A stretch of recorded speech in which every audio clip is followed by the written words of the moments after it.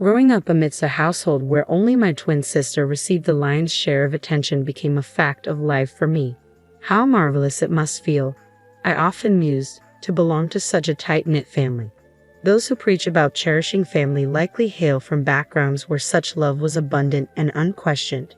Their familial bonds were probably ingrained in them, taken for granted. My reality, however, stood in stark contrast.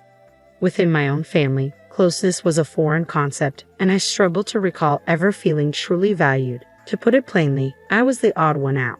I'm Martha, a woman in her 30s, navigating life solo. As I mentioned earlier, my family dynamic lacks closeness. To put it precisely, everyone else in my family seems to mesh well except for me. On the surface, we present the image of a happy, cohesive unit, but from my earliest memories, I felt disconnected from them.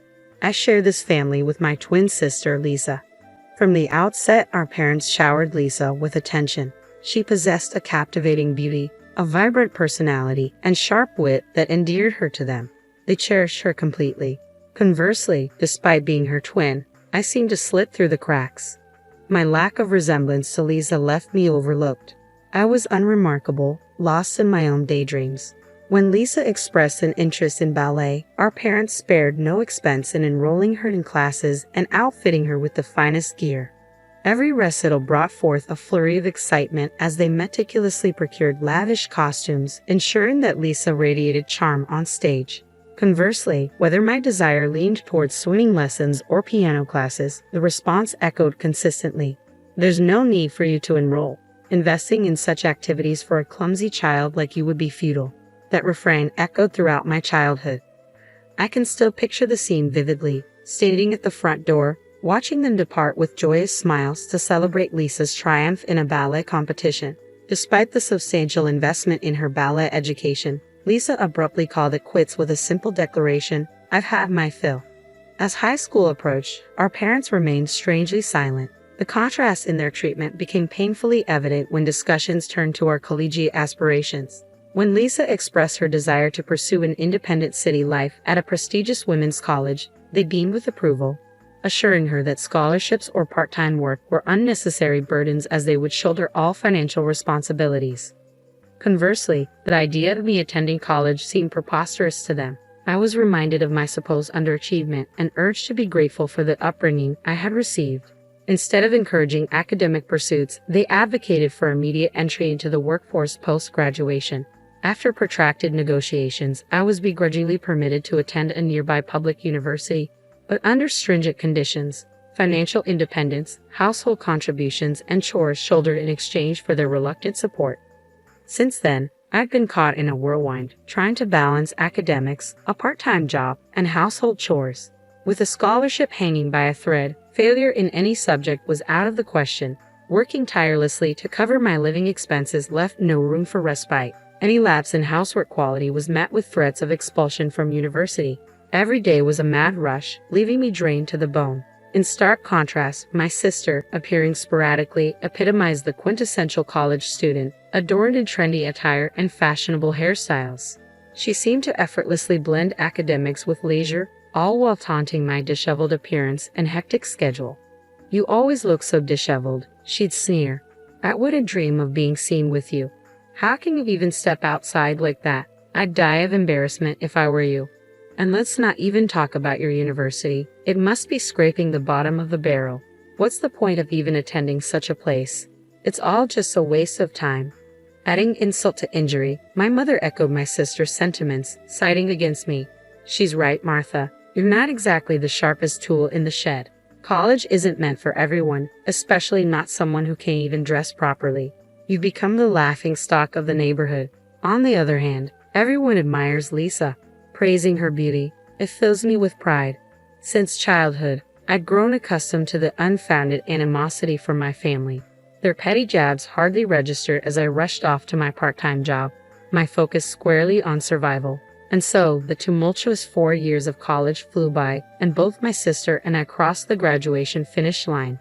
While my family feted my sister's achievement with a lavish overseas trip and a designer handbag, I remained a footnote in their celebrations.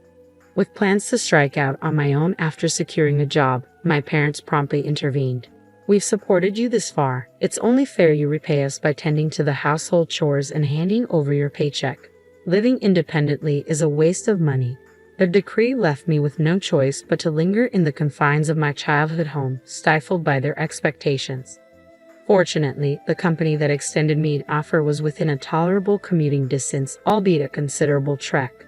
Meanwhile, my sister landed a position at a well-known firm in the city. She boasted about her workplace nestled in the East Village, but such details held little interest for me. Years later, my sister tied the knot with a colleague from her company and promptly exited the workforce. While festivities ensued, unsurprisingly, an invitation never graced my mailbox. My sister's husband, Toby, echoed the sentiments of my family, casting a disdainful eye my way. "Martha, you couldn't be more different from Lisa. You're so ordinary.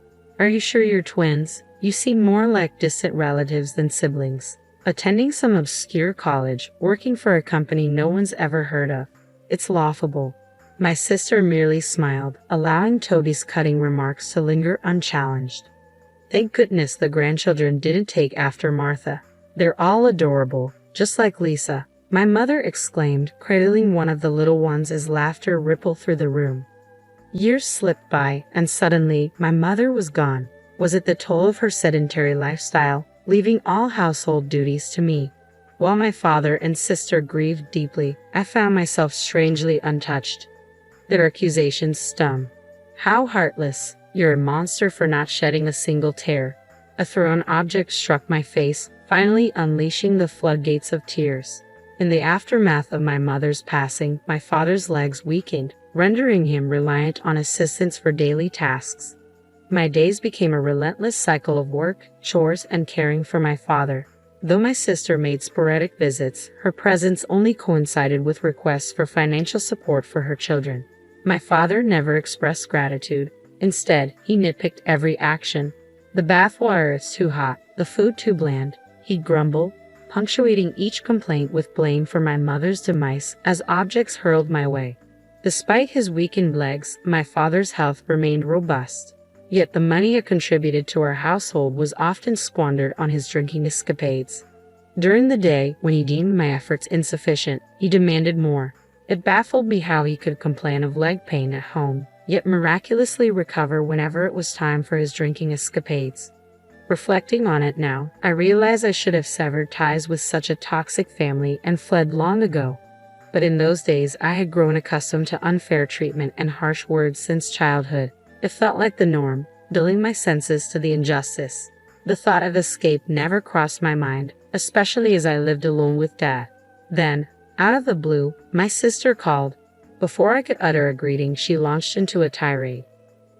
How long do you plan on mooching off our parents and squatting at home? I'm moving in with Dad, so could you kindly pack up and leave immediately?" I struggled to grasp her words, so I sought clarification. "Wait, hold on. You're moving in with Dad? Did he agree to this?" "Of course he did. Dad wants to be with us and see his grandkids every day.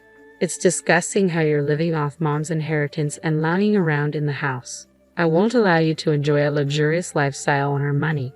We're moving in early next week, so you better start packing." With that, she abruptly ended the call, leaving me puzzled by the mention of Mom's inheritance. I needed to verify this with Dad. "Dad, is it true you're planning to live with my sister?" My question prompted a call from Dad himself. His response confirmed my worst fears. "Yes, Lisa and her family will take care of me. I can't keep living with someone like you who can't even manage basic household chores properly." Lisa assures me that I don't need to worry about a thing and wants me to enjoy my time with my grandkids. "Isn't she a wonderful daughter compared to you? You've always been a disappointment, never bothering to get married. All you do is squander the household's money, and to top it off, you're not even attractive. I'm ashamed to call you my child. Leave, you're nothing but a nuisance. Consider our parent-child relationship severed." His words puzzled me. What did he mean by wasting the house's money? Amidst my swirling thoughts, clarity dawned. With both Dad and my sister urging me to depart, there was no reason to linger any longer. I resolved to leave with my head held high. Dialing my sister's number, I delivered the news. "As you mentioned, Dad intends to join you. He expressed his desire to sever ties with me. I'll be out by the end of the week." That's very considerate of you. Just ensure that there's no drama.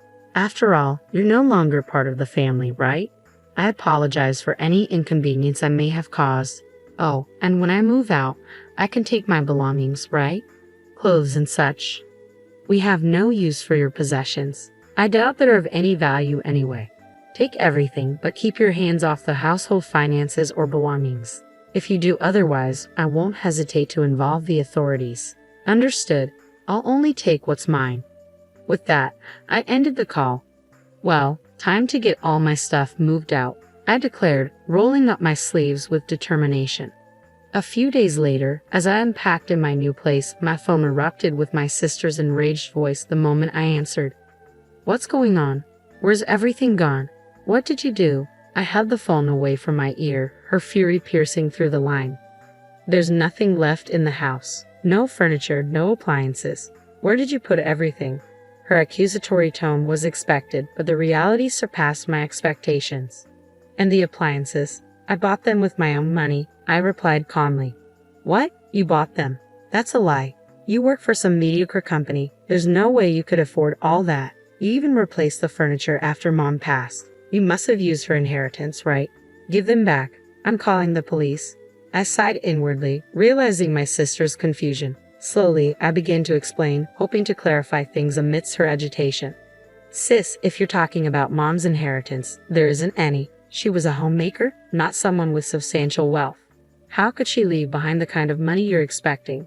But that doesn't make sense, my sister retorted, leaving me equally puzzled. The Roomba, the drum washing machine, and such, I bought them to ease the workload after Mom passed. With caring for Dad and my job, these appliances saved me time. I purchased them all with my own earnings. I opted to replace everything because most of the old items were on their last legs. And yes, I've been footing all the living expenses, I clarified. Lies, everything in the house is new since Mom passed. The dining set, the bed, the sofa, everything. And of course, I footed the bill for all of it. I chose to upgrade them with my bonus when I noticed wear and tear. I could sense disbelief emanating from the other end of the phone line. What about the car? It's been in our possession for ages, registered under my name from the start, I countered. That's a lie. We left our jobs, moved here expecting to live off Mom's inheritance. It's such a hassle to go shopping now. What are you going to do about this? My sister's tirade was beginning to give me a headache. It became apparent that she wrongly assumed the upgraded electronics and furniture were purchased with Mom's inheritance. She seemed to be laboring under the misconception that I was living a lavish lifestyle funded by Mom's money, and she believed she was entitled to a share of the inheritance. Her scheme appeared to involve ousting me from the house to live extravagantly off the inheritance. While I had always known my sister, though attractive, was calculating, I hadn't realized she could be so thoughtless. It's not like I can just waltz back in. You're the one who insisted I leave and take all my belongings. I was just following your orders, I retorted, growing weary of my sister's incessant ranting over the phone. As much as I wanted to end the call, there was one last crucial piece of information I needed to impart. By the way, I've been settling Dad's debts up until now. From here on out, you'll need to take care of them. What? Her voice betrayed her shock. It was evident she had no inkling about the debt. Our parents had meticulously concealed it from her. While we weren't a family of great wealth, they had maintained appearances, splurging on my sister. Dad's income simply couldn't cover everything, so he resorted to borrowing. The funds went toward everything from my sister's childhood ballet lessons to her university tuition. Decades of lavish spending, living far beyond our means, have led to this staggering debt. All of Dad's financial obligations stem from the resources poured into my sister. So she's stepping up to settle them. No problem, right? After all, didn't she tell Dad? Just relax, surrounded by your grandkids. I took that as a cue not to worry about the debts either. It was quite touching, really, her sense of duty, I remarked, feigning innocence. My sister's fury only surged at my words. Stop ridiculing me, and let's be real, there's no way someone from some obscure company like yours could afford all those top-of-the-line gadgets and brand-new furniture. You're definitely dipping into Mom's inheritance, aren't you? Do you even know what I do for a living? I countered, maintaining the composed tone. I wouldn't expect you to understand. You're probably just working some menial job at a no-name company, right? My sister retorted. I'm employed at a multinational financial institution, I clarified. What? Multinational? What's that? My sister sounded utterly bewildered. Both my parents and sister, none of whom were proficient in foreign languages, demeaned me upon learning of my position at a multinational financial institution, a concept unfamiliar to them despite its widespread recognition among most Americans. It was ironic how they branded me as incapable while displaying a glaring lack of basic knowledge themselves. I pursued a college education with the singular goal of mastering French, my beloved language. By the time I graduated, I had achieved fluency sufficient for professional use. My employer values competence, and I diligently earn a respectable salary. My sister and parents remained oblivious, disinterested in understanding. It had always been this way. They perceived me as unremarkable, basing their judgments on misconceptions, never acknowledging my academic achievements despite my consistent performance since elementary school. But their understanding is of no consequence to me. My sister's screams continued to pierce through the phone line. If you offer a genuine apology, I may consider forgiveness. Where have you relocated? Provide me with your address. Why am I the one expected to apologize? Why should I seek forgiveness from her? I've never comprehended my sister's rationale, nor have I desired to. Your forgiveness is unnecessary. I have severed ties with your family, so refrain from contacting me again. Deal with your own problems. Farewell. With that, I terminated the call. Despite her furious voice echoing through the phone until the very last moment, my heart remained unmoved, much like when Mom passed away. There was no one present to accuse me of being heartless, so tears eluded me this time. Despite the turmoil, a sense of tranquility settled within me. Months later, news reached me through a friend from my hometown. My sister and her husband had quit their jobs, banking on Mom's inheritance. Yet when their hopes shattered, they found themselves penniless, stripped of jobs and possessions. They fell into arrears, wrestling with Dad's debts, ultimately selling our family home to stay afloat. They relocated to a nearby apartment, struggling to reconcile their financial woes. Even with the proceeds from the house sale, they couldn't clear their debts, and the constant strain took a toll on their mental well-being, fracturing family bonds. Within the confines of their cramped apartment, tension simmered between my sister and her husband Toby. He harbored resentment, feeling duped into draining his savings and resigning from his job.